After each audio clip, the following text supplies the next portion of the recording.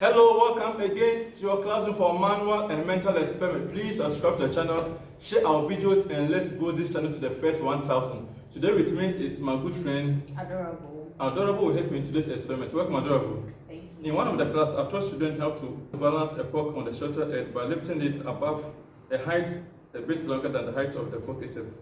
Have you watched that class? Yes, please. Try to balance it for me to see if you remember. Okay. Good. So that is hold it from the hold, from the shorter edge. Okay. We're going to use short glass, bottle of water, and then your challenge is that I'll fill the glass with water.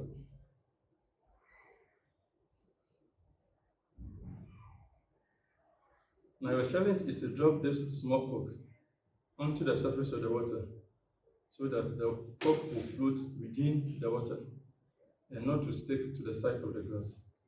So go for it.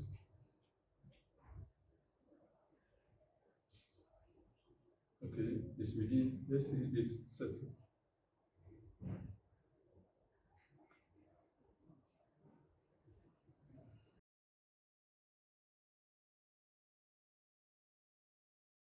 It should be there. Okay, so it has landed by the side of the glass. Okay, so you can reposition it again. Okay. You can gently drop it onto it. Okay.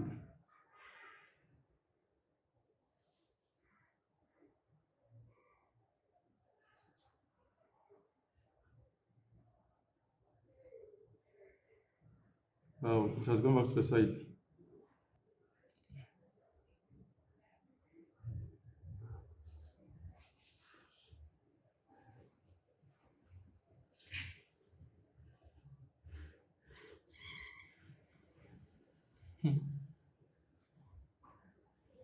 It's almost done spinning. I can see it moving towards it, the final destination. It has gone to the side again.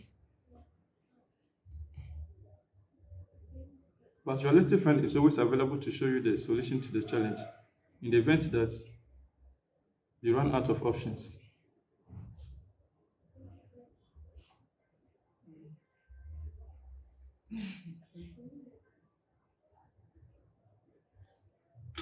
Wow.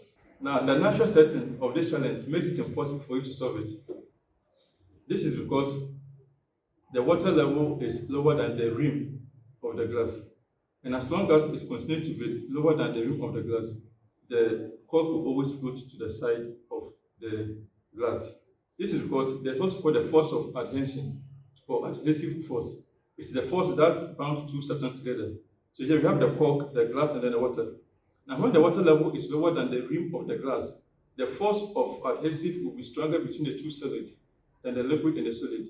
So it will always draw, the glass will draw the cork closer to it. Look at me. It will only be stronger between the liquid and then the solid when the water level is higher than that of the rim of the glass.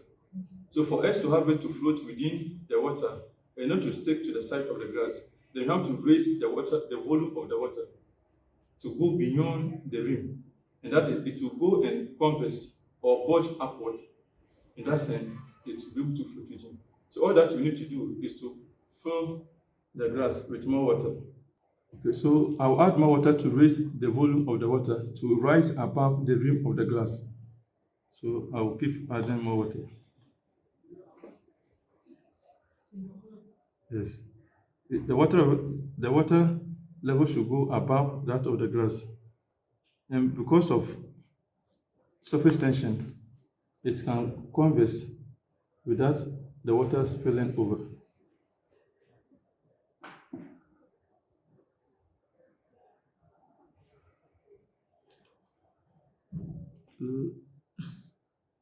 Yes, it's now above, but the higher it goes above the glass, the easier it takes the cork to float within. Okay, I think it's okay now. Don't make any contact with the table. Okay, so you can see that air resistance was pushing it to the side, but it never get to the side of the glass because the force of adhesive is stronger between the cork and the water than that of the cork and the glass. Okay. You can see air resistance, but it never touch the side.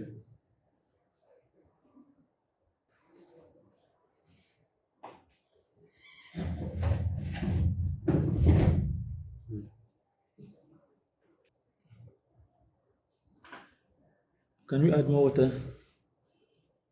Since 1 or 2 drop. Okay, you should not be too ambitious. Okay. So you can see that it's flowing what within the water and not to the side of the glass. And as long as the volume is rises above the rim of the glass, the cork will continue to float within. Okay. So the cork will continue to float within the water and it will never stick to the side of the glass, even if there's air resistance or air pressure, it will not cause it to float to the side. So that is how to beat the challenge. Thank you very much, Adorable. You are so adorable for joining me today in today's class. Thank you also for watching. Please subscribe to this channel, share this video, and see you in the next experiment.